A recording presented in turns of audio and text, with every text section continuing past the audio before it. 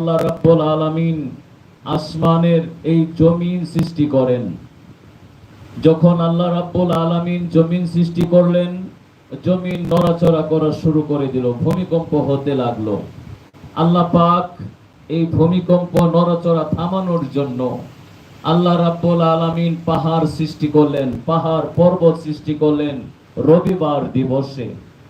যখন রবিবার দিবসে আল্লাহ রাব্বুল আলামিন পাহাড় সৃষ্টি করলেন, সমস্ত নড়াচড়া ভূমিকম্পগুলো থেমে গেল।